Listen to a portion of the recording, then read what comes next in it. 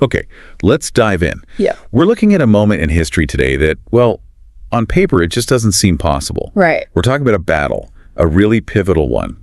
And one side is outnumbered, 3-1? Severely out-equipped, fighting for their actual survival. And somehow, they pull off this victory that completely changes the map politically, religiously, everything for the Arabian Peninsula. Yeah, we're talking about the Battle of Badr, and calling it a turning point almost doesn't do it justice. It's more like a foundation stone. Right. When you actually dig into the sources, the numbers themselves are, they're pretty stark. You've got about 313 early Muslims, many of them refugees, remember? Not exactly a standing army. And they're facing approximately 1,000 Quraysh fighters from Mecca. These guys were well-equipped. They had military experience, cavalry, the works. 1,000 versus 313. That sounds less like a battle and more like, a foregone conclusion, a rout waiting to happen. Exactly. So our mission today really is to figure out how this happened. What were the mechanics? How did this underdog group manage such a decisive win? And why was this specific clash out there in the Valley of Badr? Let's see, March 13th, 624 CE. That's 17th Ramadan in the Islamic calendar. Why was this the moment that shifted everything? It really is the linchpin event. It transformed Muhammad's role, arguably from primarily a religious leader, maybe a mediator in Medina, into this recognized military and political force.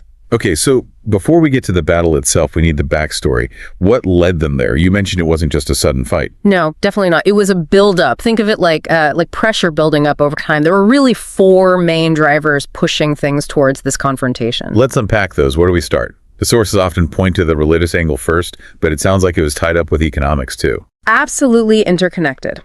The first major cause was religious persecution and the migration. You've got the Quraysh in Mecca. They control the Kaaba, the pilgrimages, the whole religious economy based around idols.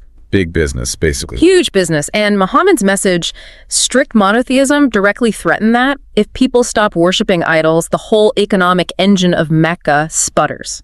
So they see him as an existential threat. Which led to intense persecution. Right. Years of it. And eventually, this forces the Muslims to leave Mecca entirely in 622 CE. That's the Hijrah, the migration to Medina. They become refugees. Okay, so that sets up the animosity. They've been driven from their homes. What's the next layer? Well, that leads directly to the second factor, economic conflict. The Muslims arrive in Medina often with nothing. They left property, businesses, wealth behind in Mecca, which the Quraysh basically seized. So they're dispossessed. Completely. And then the Quraysh try to squeeze them further, imposing sanctions on Medina, trying to isolate them economically. So the Muslims in Medina are struggling to survive. Yeah, and this is where the caravan raids come in. They start intercepting these wealthy Quraysh trade caravans traveling near Medina. From their perspective, it wasn't just raiding. It was a way to recoup some of their losses, a means of survival, almost like economic self-defense. And that was the immediate start for Badr, right? A specific caravan. Exactly. There was this particularly large, wealthy caravan led by a very prominent Meccan, Abu Sufyan. The Muslims planned to intercept it. Abu Sufyan got word, sent for help from Mecca, and managed to divert the caravan. Okay, wait. So the caravan, the original target, got away safely. It did. Then why did the battle still happen? The Meccan army came out to protect the caravan. If the caravan was safe, why didn't they just go home? Why risk a full-blown battle against Muhammad's forces? That's a really crucial question, because by this point it had escalated beyond just protecting goods. This moves us to the third factor, strategic and political motives. The Quraysh didn't just send a small escort. They mobilized a massive army, about 1,000 strong. Why so many? Because they realized Medina wasn't just a nuisance anymore. It was becoming a genuine political and military rival. This wasn't just about one caravan. It was about crushing this new power center before it grew too strong.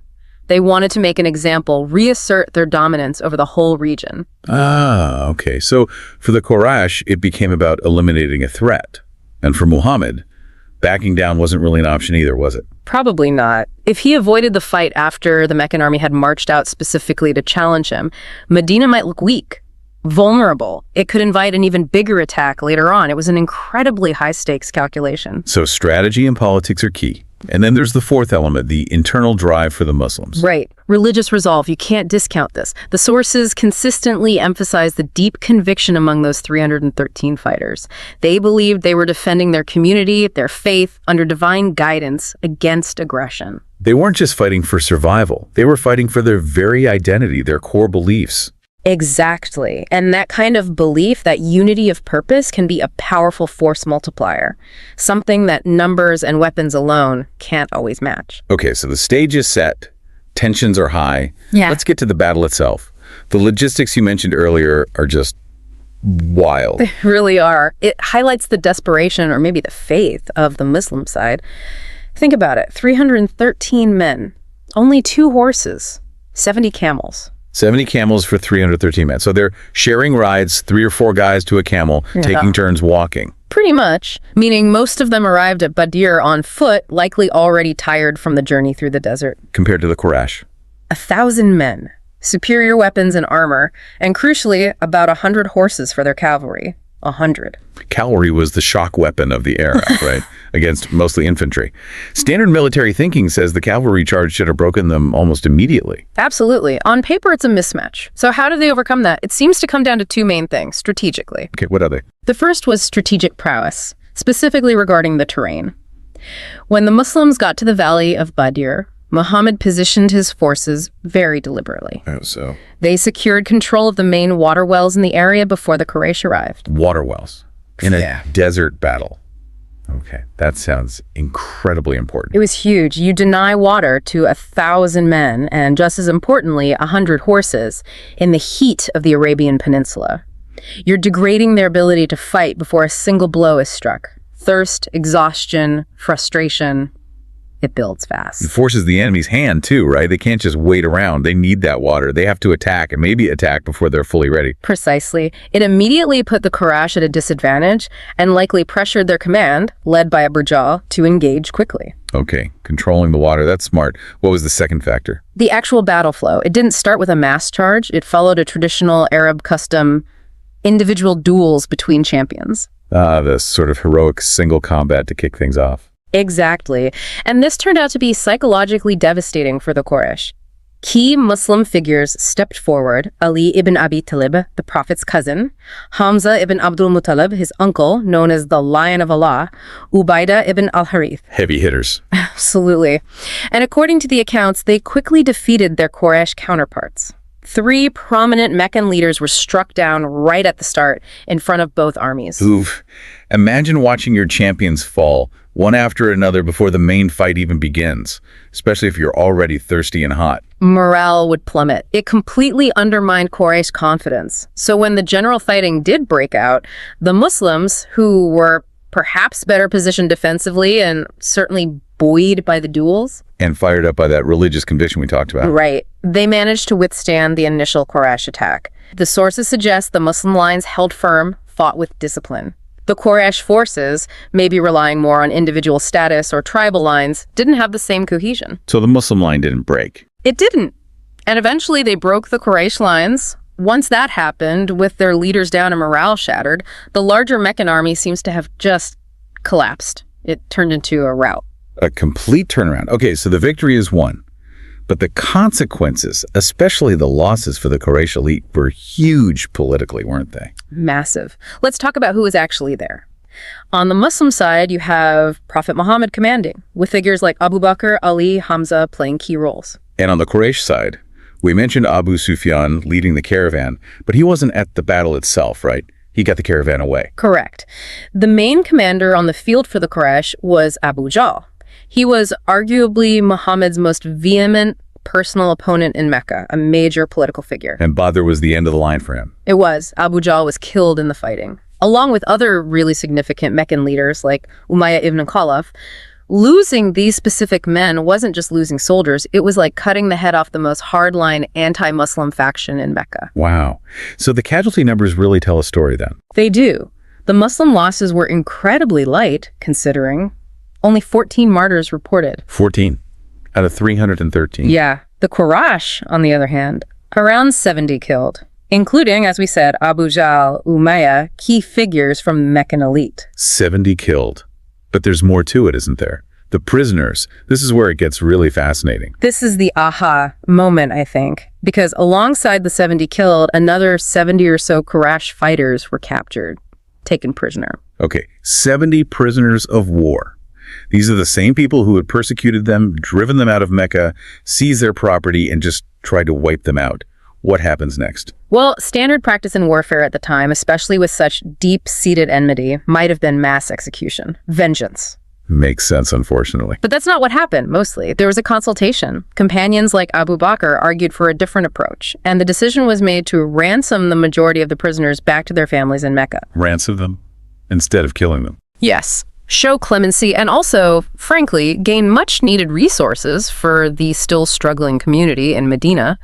It was pragmatic, but also sent a powerful message. A message of mercy or something else? Maybe both. It's certainly contrasted with expectations of brutal tribal warfare. But there's a specific detail here that's incredibly telling about the community's values. Go on.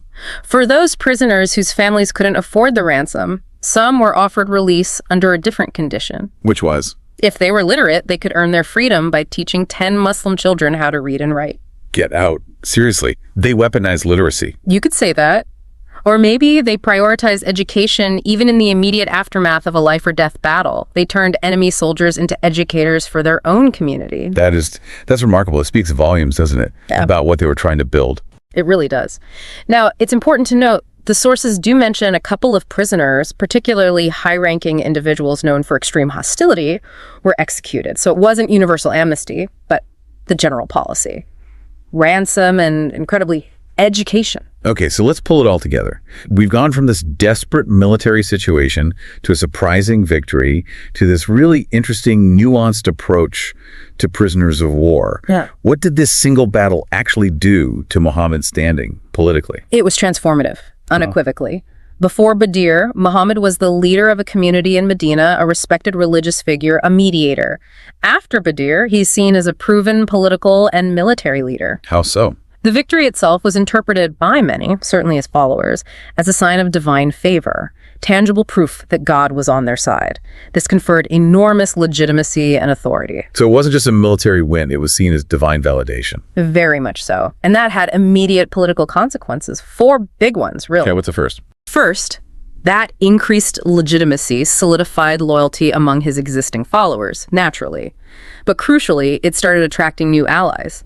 Other tribes in the region started looking at Medina differently, not just as a religious movement, but as a rising power they might want to align with. Makes sense. Success breeds success. What else? Second, consolidation of power in Medina itself. Any internal opposition or factions within Medina who might have doubted Muhammad's leadership or resented the refugees, they lost pretty much all influence after Badr. His authority within the city-state became much more secure. Some hostile groups were even expelled later on. Okay, stronger alliances outside, tighter control inside. What about the impact back in Mecca? That's the third point, the shift in Meccan leadership. We talked about Abu Jahl and others being killed. This removed the old guard, the most rigid opponents. It created a power vacuum. Which was eventually filled by Abu Sufyan, the guy who led the caravan. He survived, and over time, he rose to become the preeminent leader in Mecca. And Abu Sufyan, while an opponent, was more of a pragmatist, a politician. This shift made future negotiations, like the eventual peaceful surrender of Mecca years later, much more conceivable than it would have been under Abu Jahl. Interesting. So the deaths at Badr changed the long-term political dynamic in Mecca itself, and the final consequence. Fourth, Badr really laid the foundation for state building. After this victory, Muhammad wasn't just leading prayer and mediating disputes. He was organizing a defense, managing resources, dealing with prisoners of war, making treaties essentially, exercising the functions of a head of state.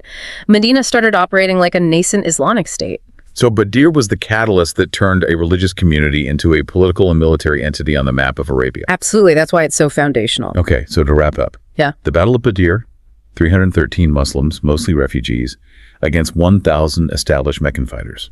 Outnumbered, outgunned. Through smart strategy, like controlling the water, and boosted by incredible religious conviction, they achieved this stunning victory. Right. Key enemy leaders are killed, shifting the power balance. And the aftermath, especially the decision about the prisoner's ransom and even teaching literacy, sends a powerful message. which ultimately solidifies Muhammad's leadership, attracts allies, consolidates his power in Medina, and lays the groundwork for an expanding Islamic state.